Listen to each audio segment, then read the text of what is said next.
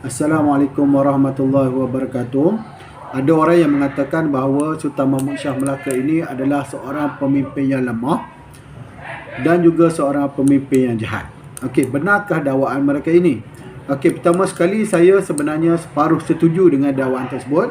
Jika nak kata Sultan Mahmud Shah ini seorang yang orang kata zalim, okey, saya bersetujulah. Okey, kerana ada beberapa peristiwa yang disebutkan di dalam Salaratus Salatin yang menerangkan mengenai perbuatan-perbuatan yang tidak wajar yang dilakukan oleh Sultan Mahmud Shah. Okey, contohnya adalah peristiwa pembunuhan Tok Ali Sandang, kemudian pembunuhan Tun Mutakhir tanpa usul periksa yang jelas. Okey, dan yang ketiga adalah peristiwa baginda bermukah dengan isteri pegawainya sendiri iaitu Tun Biajik. Tapi kalau nak mengatakan baginda merupakan seorang yang lemah, pada saya sangat tidak setuju. Kerana pada zaman baginda lah Melaka menjadi sebuah kuasa yang paling gedebel, kuasa yang paling hebat di rantau Nusantara pada waktu itu. Kenapa saya berkata demikian? Okey, pertama sekali baginda adalah satu-satunya Sultan Melaka yang tidak menghantar utusan ke negara Siam. Maksudnya pada waktu itu hubungan antara Melaka dengan Siam menjadi renggang, menjadi terputus. Bahkan pedagang-pedagang daripada Siam sudah tidak datang mengunjungi Melaka kerana tindakan baginda yang berani orang kata melanggar adat kebiasaan yang dilakukan oleh Sultan-Sultan Melaka sebelum baginda. Okey, sebelum sebelum Melaka menjadi sebuah negara yang kuat. Okey, pada zaman pemerintahan para Meswara. Okey, Melaka telah menghantar emas sebagai ufti ke negara Siam.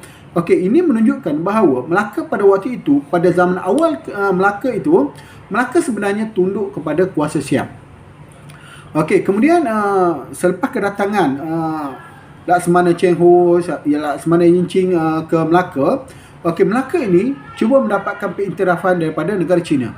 Okey, apabila China mengiktiraf Melaka sebagai sebuah negara yang orang kata yang dilindungi oleh China, okey, secara tidak langsung pada waktu itu dari segi diplomatiknya hubungan antara Melaka dengan Siam pada waktu itu adalah sama taraf. Okey, maksud dia Siam sudah tidak boleh menganggap Melaka ini sebagai bawahannya. Okey, Siam dah lagi tak boleh menganggap Melaka ini negara yang tak kuat yang dia boleh serang pada bila-bila masa. Okey, kerana Melaka telah mengakui perlindungan, okey, ataupun mendapatkan perlindungan daripada dinasti Ming daripada negara China. Okey, dan benda ini berterusan. Okey, walaupun dalam rekod Siam dan juga dalam Salaratus Salatin berlakunya sebanyak 2 kali perang antara Siam dengan Melaka. Okey, dalam rekod Siam juga menyatakan bahawa berlaku serangan Siam ke atas Melaka pada tahun 1445. Okey, dan serangan itu menunjukkan bahawa Siam kalah dengan Melaka. Okey, walaupun Siam kalah dengan Melaka, tapi apa yang Melaka buat ialah Melaka sering menghantar hadiah kepada Siam. Okey, supaya apa? Supaya Siam tidak lagi datang menyerang Melaka. Okey, jadi bahkan Sultan Muzaffar Shah itu sendiri telah mengeratkan hubungan. Okey, dan juga sultan-sultan selepas baginda lah telah mengeratkan kembali hubungan dengan Siam. Okey, maksudnya daripada negara yang bermusuh, negara yang tunduk kepada Siam, okey, menjadi negara yang setaraf. Okey, kemudian Sultan Melaka itu menjaga hubungan dengan Siam. Tetapi apabila Sultan Mahmud Shah naik sebagai Sultan Melaka, okey, baginda telah memutuskan hubungan dengan Siam. Okey, sebagaimana saya sebutkan tadi, bahawa sudah tidak ada lagi pedagang-pedagang yang datang, pedagang Siam yang datang berdagang dengan Melaka. Bahkan baginda juga telah melakukan provokasi terhadap wilayah-wilayah naungan Siam. Contohnya Kedah. Okey, Kedah telah berlindung di bawah Melaka. Okey, Sultan Kedah telah mendapatkan nobat daripada Melaka. Okey, nobat ini hanya diberikan kepada negara-negara orang kata yang nak di bawah lindungan Melaka lah. Okey, maksud dia nobat ini tidak diberikan kepada sebarang negara ataupun sebarang orang. Okey, kemudian selain itu selain itu Melaka juga di zaman pemerintahan baginda telah bertindak menyerang Kelantan lebih kurang tahun 1509. Okey, serangan Kelantan. Kelantan pada waktu itu tunduk kepada pengaruh Siam. Okey, jadi apabila berlakunya serangan ke atas Kelantan ataupun Melaka menerima wilayah Kedah dan juga Patani untuk bernaung di bawahnya, okey, itu menunjukkan bahawa baginda telah berani mencabar kekuasaan Siam pada waktu itu. Okey, dan ini tidak berlaku pada zaman sultan-sultan yang sebelum baginda. Okey, ini menunjukkan baginda bukanlah seorang yang lemah. Okey, bukanlah seorang pemerintah yang lemah, bukannya mengalami Melaka pada zaman baginda mengalami kemerosotan, bukan.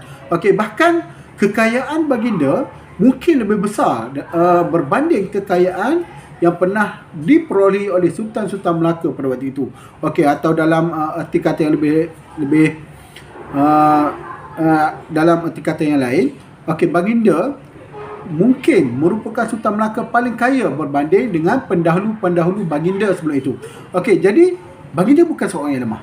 Okey, berdasarkan hujah itu pun sudah cukup untuk kita mengatakan bahawa baginda bukannya seorang pemerintah yang lemah sebagaimana dikatakan oleh sesetengah orang.